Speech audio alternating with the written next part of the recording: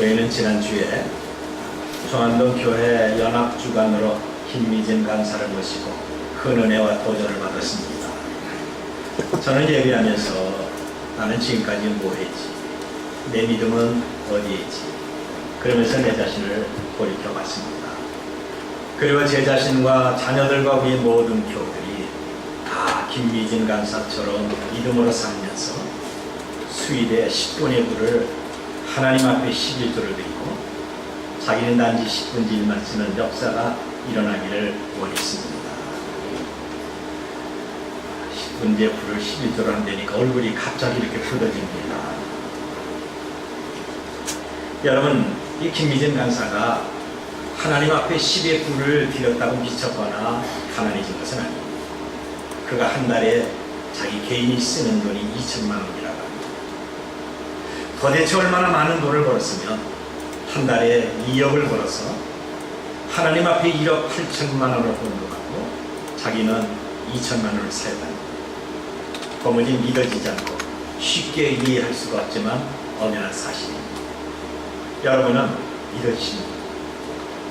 여러분은 매월 1억 8천만 원 11조 하는 것이 과연 이해가 되십니까? 그런데 우리의 생각과 판단과는 전혀 상관이 없는 현실입니다. 이번 집회를 통해서 저는 정말 큰 은혜를 받았습니다.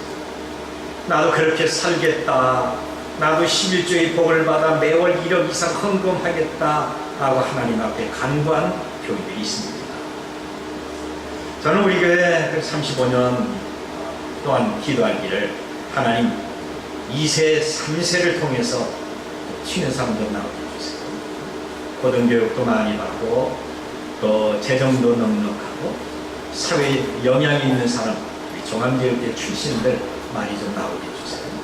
우리 교회에서 대통령도 나오고 재벌도 나오고 장관도 박사도 고급 외교관, 의사, 군장성 나오기를 여러분, 제가 일주일에 늦어도 아무리 못해도 3번 이상씩은 기도를 했습니다.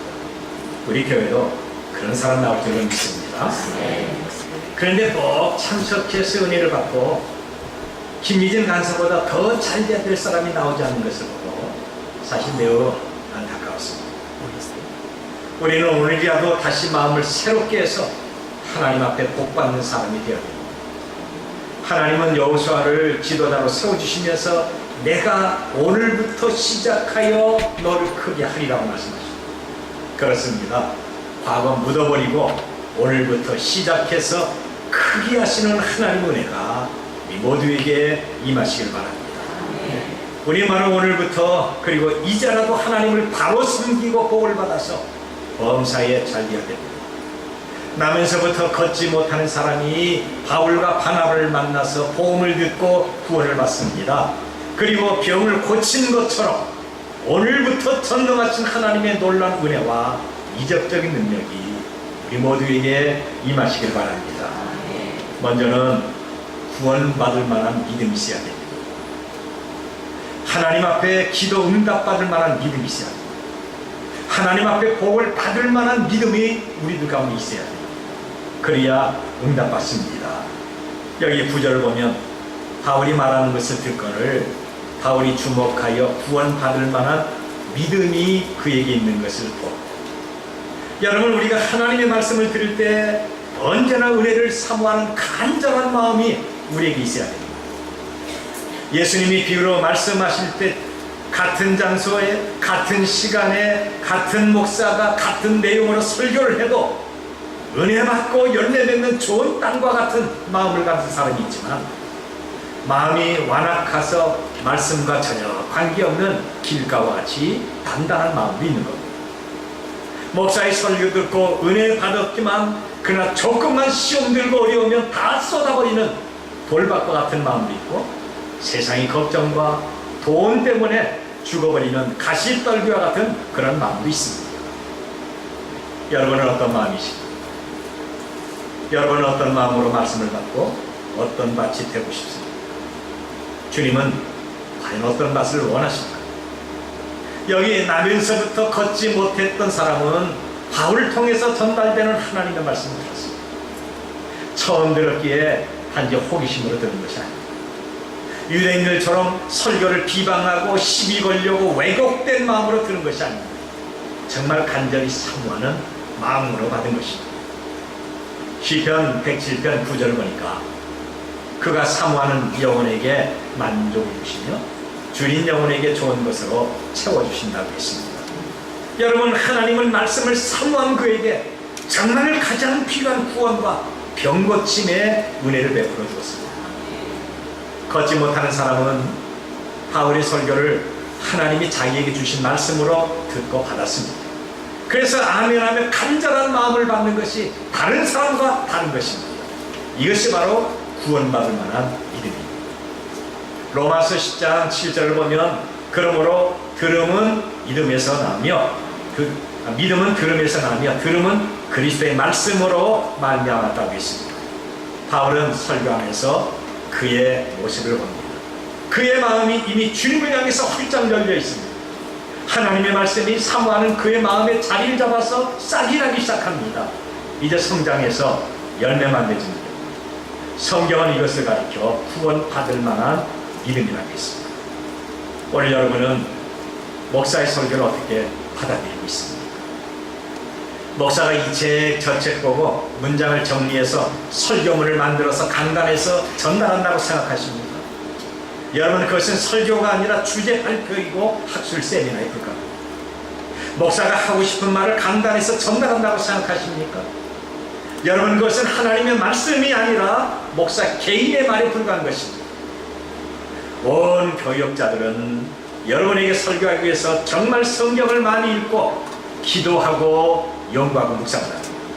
그리고 이것이 내 개인의 말인가 아니면 하나님의 말씀인가를 깊이 생각합니다.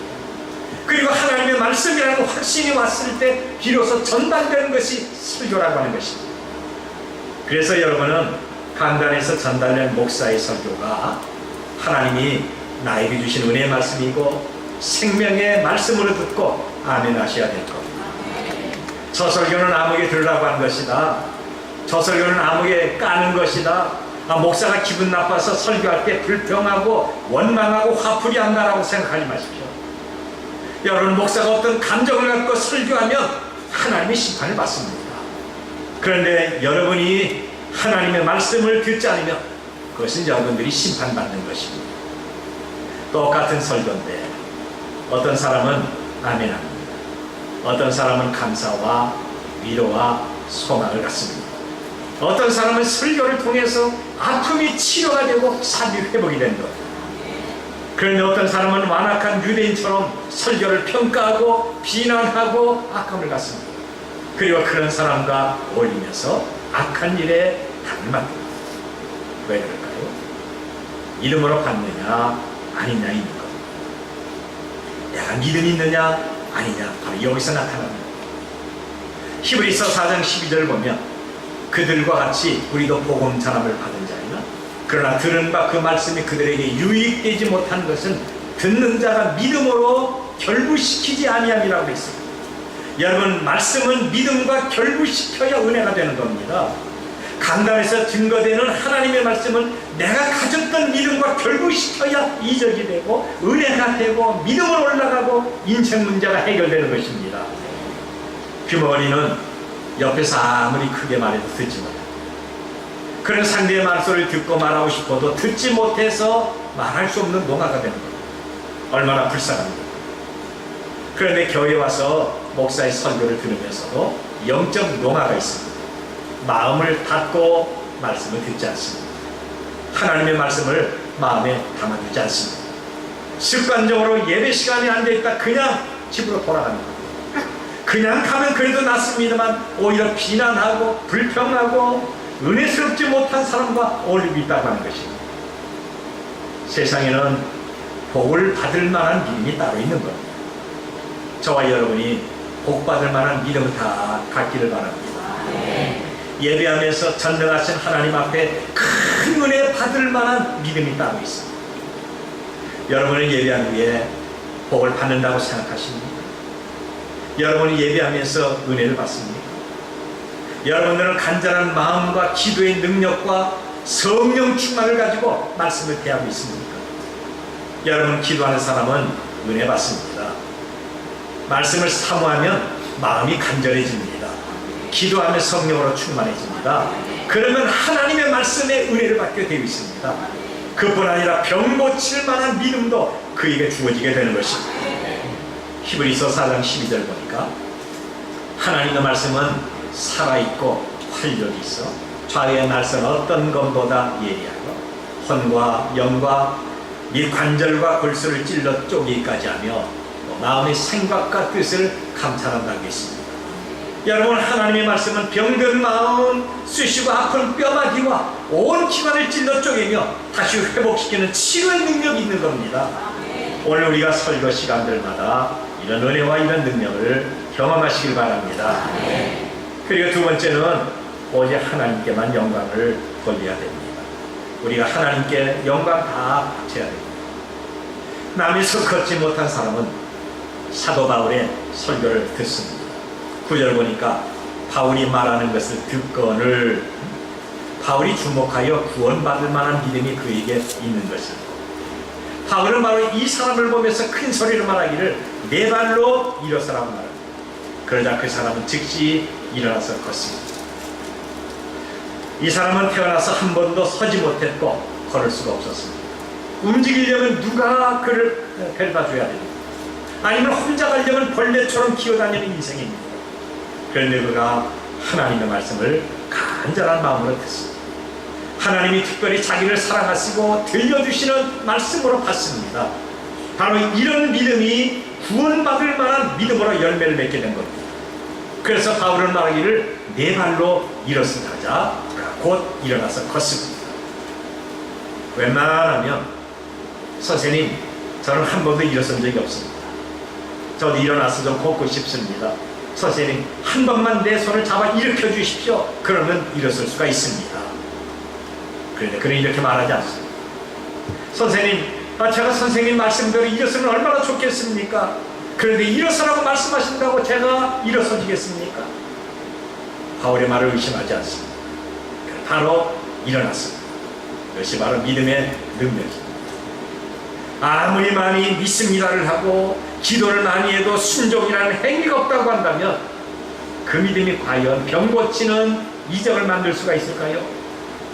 믿음이 좋다고 하지만 순종이 없다면 주님은 순종 없는 믿음을 인정하시고 잘했다 칭찬하실까요? 아닙니다. 행위를 바라보시는 예수님이십니다. 주님은 말씀하시기를 나더러 주여 주여 하는 자마다 다 천국에 들어갈 것이 아니요 다만 하늘에 계신 내 아버지의 뜻대로 행하는 자라 들어가리라고 했습니다. 입으로는 얼마든지 주의 이름을 부르고 입 가지고 얼마든지 기도하고 찬송합니다. 입 가지고 얼마든지 믿습니다를 수없이 말할 수가 있습니다. 그런데 순종이라는 행위가 없다고 한다면 그 믿음은 가짜입니다. 걷지 못하는 사람이 바울의 설교를 듣고 믿음이 생겼습니다. 그리고 그 믿음은 바울의 말씀에 순종해서 즉각 일어나겠습니다. 이것이 믿음과 하나님의 축복입니다. 오늘 우리는 믿음으로 교회에 나왔습니다. 믿음으로 예비하고 믿음으로 목사의 설교를 듣습니다. 그런데 설교 후에 말씀에 대한 어떤 구체적인 행동이 없다면 예배 후에 교회나 밖에 나가서 세상 사람과 동일하게 산다고 한다면 여러분, 우리의 예배와 목사의 설교는 아무런 능력이 나타나지 않습니다. 그런데 여기 놀라운 일이 벌어집니다. 걷지 못하는 사람이 바울의 말 한마디로 일어서서 걷는 것을 볼 때 정말 놀랐습니다. 사람의 의술과 능력으로 할 수 없는 일이 지금 자기 눈앞에서 일어나게 된 겁니다. 정말 충격적이에요. 그래서 즉시 이들은 자기의 놀람을 이렇게 말합니다. 11절을 보니까 무리가 바울이 한 일을 보고 누가 오니야 방언으로 소리 지르되 신들이 사람의 형상으로 우리 가운데 내려오셨다. 바로 이 사람은 신이다. 우리가 섬기는 신이 사람의 모습을 가지고 우리에게 찾아오셨다. 얼마나 놀랍고 당황했겠습니까? 그러면서 이들은 자기들이 평소에 섬기는 두 명의 신의 이름을 말합니다. 바나바는 제우스 신이고 바울은 헤르메스 신이라고 합니다. 그리고 제사장은 소와 화원을 가지고 와서 많은 무리와 함께 바울과 바나바에게 경배하며 이들을 제사하게 됐던 겁니다. 여러분, 여기 제우스는 헬라 신화에 나오는 모든 신들의 대장입니다. 그리고 헤르메스는 제우스의 대변으로 바로 언어를 주관하는 신으로 섬겨왔던 것입니다. 제우스가 인간들에게 직접 말하는 것이 아니라 바로 헤르메스에게 말하면 헤르메스가 그 말을 받아서 인간에게 전합니다. 마치 모세가 하나님의 말씀을 받고 아론에게 말하면 아론이 그 말씀을 백성에게 전달하는 것과 똑같은 것입니다. 바울과 함께하는 바나바는 별 말이 없이 있기 때문에 대장으로 보고 제우스라고 생각합니다. 그리고 설교를 하고 말을 많이 하는 바울은 제우스의 대변으로 알아서 헤르메스라고 여겼던 겁니다. 그래서 제우스와 헤르메스가 바나바와 바울의 몸으로 나타난 것을 여기고 신들로 섬기며 영광 돌리려고 했습니다. 그런데 이 두 사도는 과연 영광을 받았을까요? 아닙니다. 오히려 이들의 돌발적 행동에 깜짝 놀라고 크게 충격을 받습니다. 그리고 자기 옷을 찢고 이들에게 바로 소리를 지르면서 말리고 있는 겁니다. 14절과 15절 보니까 두 사도 바나바와 바울이 듣고 옷을 찢고 무리 가운데 뛰어들어가서 소리 지르되 여러분이여 어찌하여 이런 일을 하느냐. 우리도 여러분과 같은 성경을 가진 사람. 여러분, 바울과 바나바는 여기서 얼마든지 영광을 받을 수가 있습니다. 능숙하게 설교하는 바울, 그리고 말 한마디로 병 고치고 일어서게 하는 능력을 보고, 말은 없지만 모든 것을 이끌어가는 바나바를 볼 때 어찌 영광받지 않겠습니까? 그런데 이들은 자기 옷을 찢습니다. 자기를 신으로 섬기며 제사하고 영광 돌리는 것을 극복하고 있습니다. 가만히만 있어도 평생 대접받을 수가 있는데 극복 말리고 있습니다. 왜요? 모든 영광과 존귀는 하나님이 받으셔야 하기 때문에 그런 겁니다. 하나님이 설교하게 하셨고 성령께서 감동을 주셨고 주님이 치료하는 능력으로 역사하셨습니다. 바울과 바나바는 단지 예수님을 말하고 주의 이름으로 일어서라고 말하는 것밖에 없습니다. 그니 우리가 속기 쉽고 착각하기 쉬운 분이 여기 있습니다. 우리가 주님을 위해서 수고를 많이 합니다. 주의 이름으로 헌신하고 충성합니다. 주의 이름으로 복음을 전하고 기도합니다. 주의 이름으로 성실하게 살면서 선한 일 합니다. 그래서 주님이 이런 우리를 보시고 크게 복을 주시고 은혜를 누리게 하십니다. 그러면 애써도 안 됐던 일이 갑자기 잘 되고 아픈 몸이 어느 날 치료가 되고 슬프고 절망된 마음이 기쁨과 소망으로 가득하게 됩니다. 기도하니까 과거에는 안 됐던 일들이 범사이에 술술술 풀리면서 잘 되는 겁니다. 그래서 하나님 감사합니다. 주여 제가 더 잘 믿겠습니다. 이제는 주님을 위해서 살겠습니다. 라고 감사를 합니다. 그런데 주변에서 이 사람을 보고 범사에 잘 되는 일을 부러워하기 시작합니다. 저 사람 정말 힘들게 살더니 갑자기 잘 되네. 무슨 일이 있었나? 병으로 죽는 줄 알았더니 나보다 더 건강하네. 야야 내 집을 보니까 정말 망한 줄 알았는데 정말 이제는 행복하고 평화스럽게 변했네. 그 비결이 뭐야? 혼자 있지 말고 좀 많이 펴줘. 이때 우린 조심해야 돼. 처음에는 뭐 다 하나님 은혜야. 나야 뭐 한 것 있나? 라고 말합니다. 그러나 주변에서 그래도 네가 한 거 있잖아. 가만히 있는데 하나님이 괜히 그렇게 하는 것은 아니잖아. 그 방법과 비결이 뭐냐? 그러면 그때부터 자기가 무엇을 어떻게 하고 자기가 하면서 자기 자랑을 말하기 시작합니다. 그러면 하나님의 영광은 사라지고 자기 영광만 나타나게 됩니다. 여러분, 우리 살면서 이런 일을 수없이 경험을 했습니다. 그리고 앞으로 수없이 이런 일이 일어나게 될 겁니다. 정말 조심하셔야 됩니다. 정말 신중하게 생각하고 신중하게 말하고 신중하게 살아야 되는 겁니다. 바울과 바나바는 나야 설교만 했지, 나야 기도만 했어, 그리고 주의 이름으로 일어서라고 말하는 것뿐이야 라고 말합니다. 그런데 루스더 사람은 아닙니다. 아무리 당신들이 말을 잘했다 할지라도 어떻게 걷지 못한 사람을 일으키고 걸을 수가 있습니까? 우리가 알지 못하는 비결이 있잖아요. 그 비결이 뭡니까? 라고 합니다. 그때부터 자칫 잘못하면 자기 능력과 자기 자랑이 나올 수가 있는 겁니다. 그러면 바나바는 제우스가 되고 바울은 헤르메스가 돼서 모든 영광과 존귀를 자기들이 받게 됩니다. 여러분, 그러면 하나님이 하시는 일은 뭐가 될까요? 성령께서 앞으로 어떻게 역사할 수가 있을까요? 예수 그리스도의 이름은 단지 무당의 손에 잡힌 칼과 아니면 불치에 불과할 것입니다. 모든 좋은 것은 하나님께 돌리시도록 하십니다. 형통하고 감사한 것은 내 것이 아니라 하나님 것입니다. 내 것은 죄밖에 없습니다.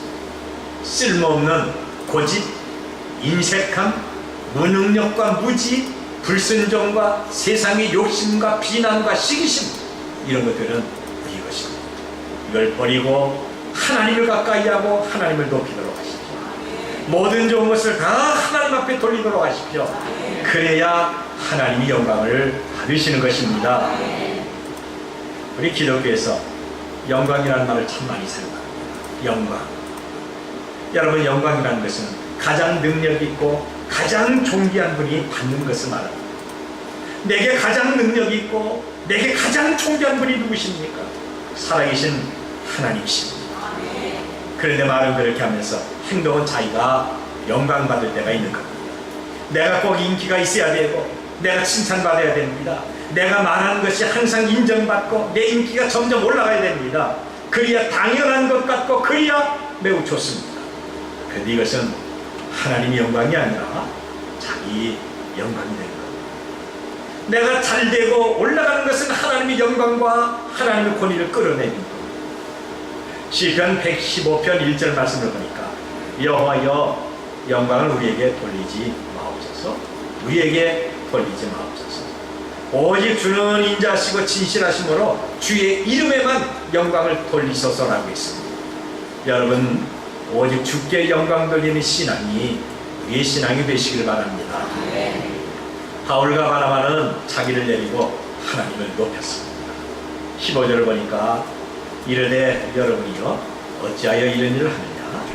우리도 여러분 같은 성정을 가진 사람이라 여러분에게 복음을 전하는 것은 이런 헛된 일을 버리고 천지와 바다와 그 가운데 만물을 지으시고 살아계신 하나님께로 돌아오게 함이라고 했습니다.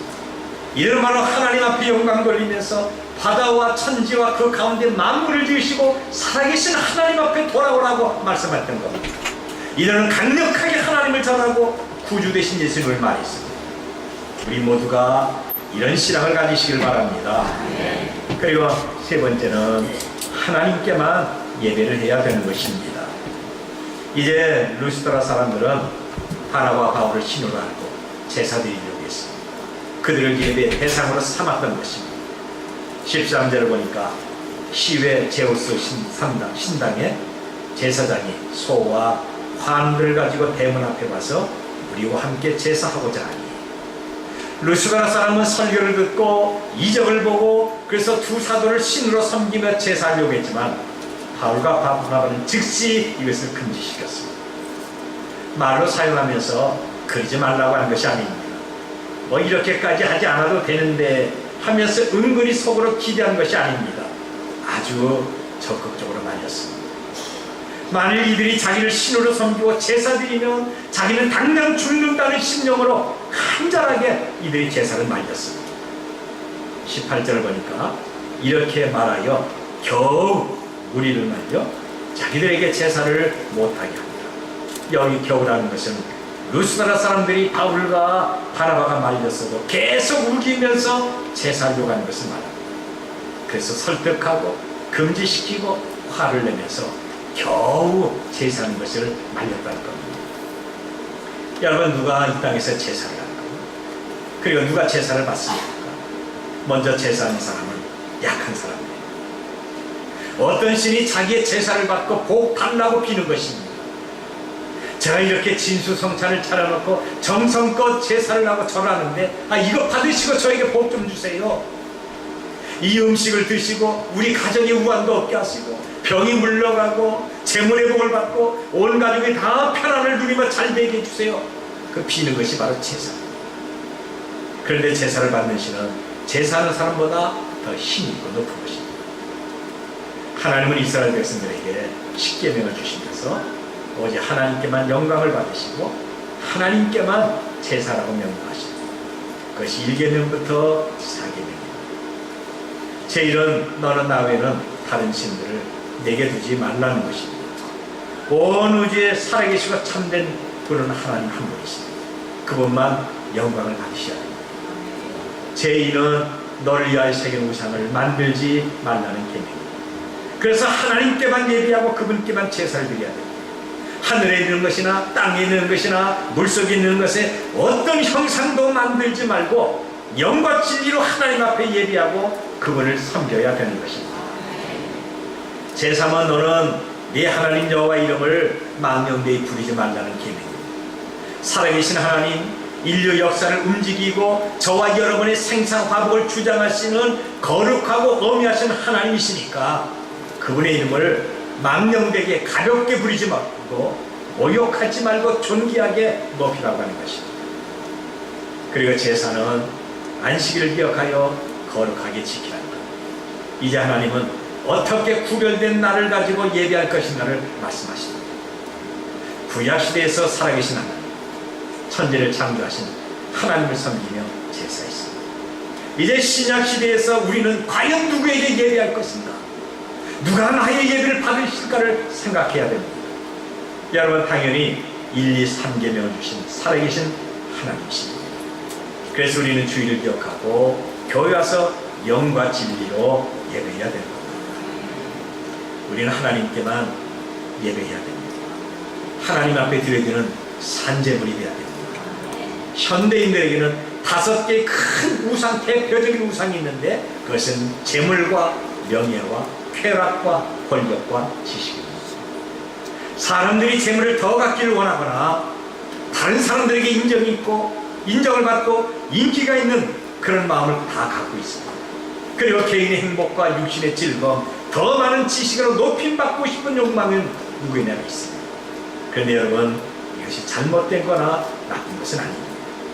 저는 제 자신과 여러분들과 우리 모든 자녀들이 다 재물의 복을 받고 나이를 먹을수록 이름이 올라가고 인생의 행복과 즐거움을 누리면서 인정받는 삶을 살기를 원합니다.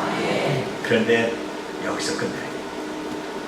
복 주신 분은 하나님이시지 내가 만드는 것은 아닙니다. 전능하신 하나님보다 이 모든 것을 우선하면서 더 많은 관심을 가질 때 여러분, 그것이 바로 우상이라고 합니다. 그러면 어리석은 자기가 재물과 명예라고 하는 신을 섬기게 됩니다. 쾌락과 권력과 지식에게 제사하는 것이 됩니다. 아무리 나는 아니다, 나는 그렇지 않다, 하나님을 섬긴다라고 말을 해도 여전히 이런 헛된 우상 숭배와 헛된 제사에 몰두하거나 깊이 빠져 있는 것이죠. 로마서 12장 1절을 보면 그러므로 형제들아, 내가 하나님의 모든 자비하심으로 너희를 구하니 너희 몸을 하나님이 기뻐하시는 거룩한 산 제물로 이는 너희가 드릴 영적 예배니라고 있습니다. 정말 주님을 사랑하고 있습니까?